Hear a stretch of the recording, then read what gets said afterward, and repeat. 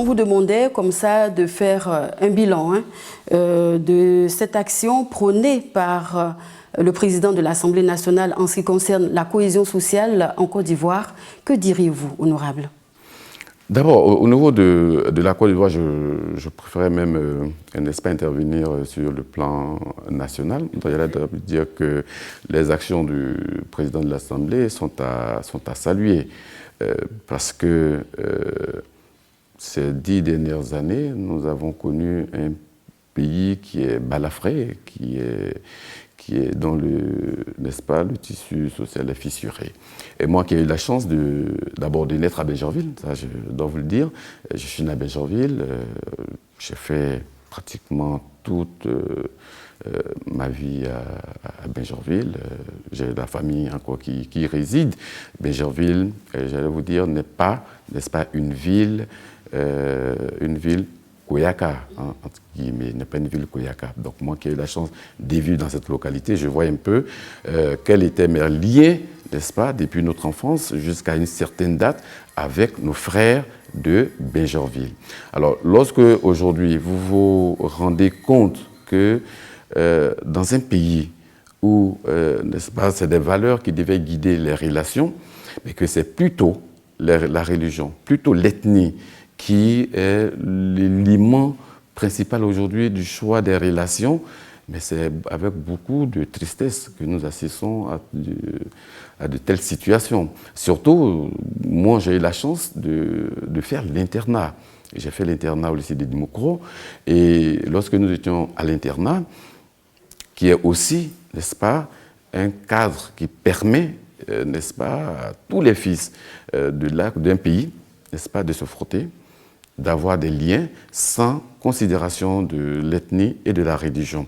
Alors donc, je voyais un peu adolescent, voilà, une bonne bande, n'est-ce pas, heureuse, mais, et que des années plus tard, je me rends compte que cette réalité n'existe plus. Et donc le fait que le président de l'Assemblée nationale prenne à bras le corps cette question de cohésion sociale ne peut qu'être en tout cas encouragé. Et nous qui sommes ses proches collaborateurs, d'abord en tant que députés, et puis au-delà de notre fonction de député, qui partageons une certaine proximité avec lui, c'est de nous mettre à son service, faire en sorte que, n'est-ce pas, cette initiative-là puisse aboutir de façon à ce que nous puissions retrouver la Côte d'Ivoire que nous avons connue à notre tendre enfance, n'est-ce pas, et puis aider à la création d'une nation où c'est plutôt des valeurs républicaines, c'est des valeurs sociales qui devaient être le ciment entre les différentes, n'est-ce pas, composantes de notre pays, mais plutôt que l'ethnie ou la religion. Encore que la religion même, je dirais, on l'a choisie, mais l'ethnie, vous ne la choisissez pas. Alors donc ça ne peut pas être, l'ethnie ne devait pas être, n'est-ce pas, un élément qui sépare, bien au contraire. Dans notre diversité, chacun devait pouvoir apporter en fonction de son aire culturelle, apporter quelque chose à la construction de notre nation. Ok, honorable, nous allons revenir sur l'épineuse question de votre départ, entre guillemets, de la non-assis. Est-ce que vous pouvez revenir sur les raisons de ce départ? D'accord. Les raisons, j'allais peut-être vous demander de poser la question à ceux qui ont pris la décision, parce que jusqu'à aujourd'hui, rien ne nous a été notifié quant à ce départ. Alors, je vous apprends seulement que moins d'une semaine avant, j'étais au lancement de l'activité de l'UDS, l'Union des Soréistes, et c'est moins d'une semaine après que d'abord sur les réseaux sociaux que j'ai appris que j'étais limogé, comme ce n'est pas le canal officiel. Et le lendemain, j'ai vu le Patriote qui titrait que j'étais, le journal Le Patriote qui titrait que j'étais limogé. Et donc, ce n'est que vendredi, vers 22h, que le ministre de l'Économie et des Finances m'appelait pour me dire que j'étais suspendu de mes fonctions et qu'il fallait faire la passation le lundi. Alors donc le lundi, naturellement, je me suis présenté, mais l'arrêté n'indiquait absolument rien sur les raisons de cette suspension. Bah, ce qui est déjà, n'est-ce pas, une violation des règles au plan professionnel, parce qu'une suspension est une sanction. Alors, une sanction suppose qu'il y a eu une faute. Et pour arriver à la sanction, il y a toute une procédure. Il y a une demande d'explication, peut-être que vous répondez, et les raisons, n'est-ce pas, les explications que vous donnez ne semblent pas convaincre. Alors, en ce moment-là, on peut prendre, n'est-ce pas, une décision de suspension. Mais il n'y a rien eu de tout cela. Donc, jusqu'à aujourd'hui, rien ne nous a été notifié comme raison qui expliquerait, n'est-ce pas, notre suspension. Mais seulement, je fais un rapprochement en termes de chronologie de tous ces événements. Il y a eu, comme je l'ai indiqué, ma présence à une réunion de l'UDS, qui est un club de soutien, comme il en existe un peu partout en Côte d'Ivoire. Et puis, n'est-ce pas, la décision qui a été prise de notre suspension, n'est-ce pas, à la tête de la LONASI. Alors donc, cela me permet également de faire un parallèle avec la convocation, ma convocation récente, où j'ai été, n'est-ce pas, convoqué en tant qu'ex-DG de la LONASI. Mais ce que je dois vous expliquer, c'est que cette convocation survient plus d'1 an après mon départ de la LONASI. Donc, ce qui me paraît curieux. Alors, on ne peut pas sanctionner quelqu'un et puis après, chercher maintenant les raisons de sa sanction. Voilà, je crois qu'il faut être un peu logique. La logique aurait voulu que, n'est-ce pas, que cette convocation ou bien un audit ait été réalisé avant d'en arriver à une suspension. Mais vous ne suspendez pas quelqu'un 1 an, et lorsque vous tentez d'amener cette personne à ne pas se présenter candidat, lorsque ces démarches n'aboutissent pas et que vous brandissez, n'est-ce pas, une convocation. Mais non, je crois que sur cette question, au-delà de ma personne, c'est beaucoup, c'est capital que nous puissions régler ces questions-là, même pour les années à venir. Alors le fait d'avoir géré ne devait pas être une épée de Damoclès sur la tête de ces dirigeants, parce que c'est des hautes fonctions de l'État. Vous les exercez, alors on vous les sort, enfin un jour vous partez, et puis on les utilise comme armes politiques. N'est-ce pas une cabale politique contre votre personne, tout ce qui se passe en ce moment?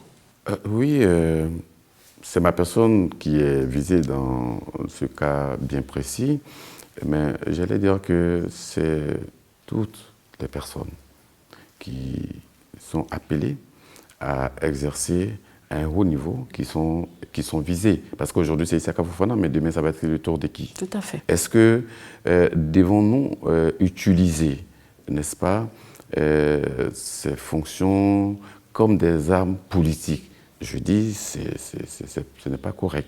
Dans une démocratie, ça ne devait pas être des arguments, n'est-ce pas, une arme politique, parce qu'on utilise ces fonctions comme une arme politique.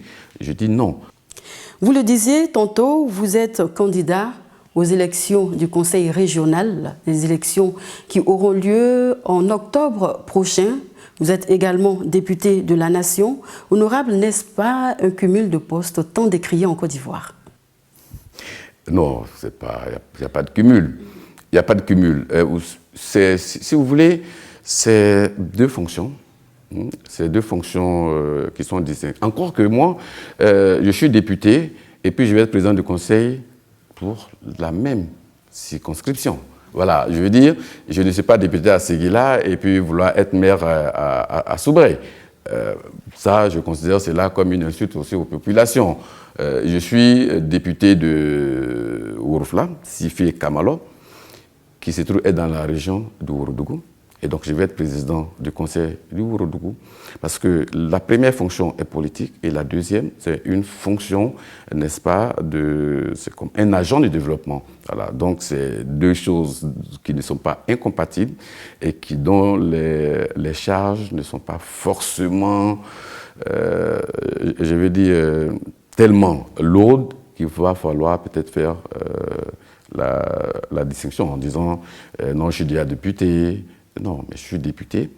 C'est parce que je suis député même que je vais être président du conseil régional. Parce que chaque fois que j'approche ces populations qui nous font part de leurs difficultés, le député, vous êtes d'accord avec moi, ne dispose pas de budget, n'a pas pour mission, n'est-ce pas, de gérer le développement local.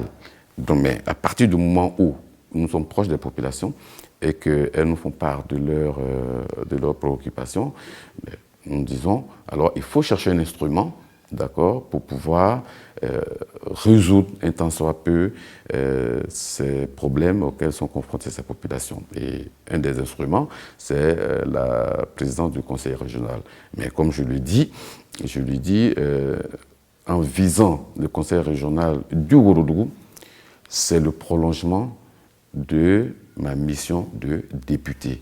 Parce que c'est les préoccupations de ces populations pour lesquelles je suis député que je vise la présidence du conseil pour utiliser ça pour résoudre les problèmes. Donc moi, j'aurais trouvé à redire, si j'étais député à Séguéla, comme c'est le cas, de Orofla, Sifi, Kamalo, et puis que je voulais être le maire de Bingerville, d'où je suis né. Voilà. Alors, honorable, part-il confiant? Ah oui. Très confiant. Ah oui. Pas trop confiant? Un excès de confiance? Non, je ne dirais pas que ce serait manquer d'humilité. Mais je pars confiant. Voilà, je pars confiant. J'estime même que c'est parce que j'ai le soutien des populations que je me présente en indépendant. Voilà, donc je pars confiant. D'accord. Honorable, nous sommes au terme de notre entretien. Un mot à l'endroit de nos téléspectateurs, de la population de Séguéla. En tout cas, je voudrais, à travers votre émission, dire merci aux braves populations du Ourodougou, cette population nous a toujours exprimé, n'est-ce pas, son soutien. Et ces élections en sont la preuve, n'est-ce pas? Parce que lorsque nous n'avons pas été choisis, n'est-ce pas, comme candidat du RDR auquel nous appartenons jusqu'à maintenant, et que ces populations estimaient qu'il y avait de l'injustice, il y avait comme une cabale visant à écarter un des fils de la région, n'est-ce pas, des pôles de décision locale. Ces populations nous ont fortement encouragés à nous présenter comme candidats indépendants. Donc je voudrais vraiment exprimer toute ma reconnaissance à ces braves populations. Au-delà des populations de Ourodougou, à toute la nation ivoirienne, pour dire que nous n'avons qu'un seul pays, qui est la Côte d'Ivoire, et que nous devons tous œuvrer, n'est-ce pas, à ce qu'il y ait la paix. Merci, honorable. Merci. Téléspectateurs, la lucarne du député s'est terminée pour aujourd'hui. Je rappelle que nous étions en compagnie de l'honorable Isiaka Fofana, député des circonscriptions de Worofla, Sifié et Kamalo.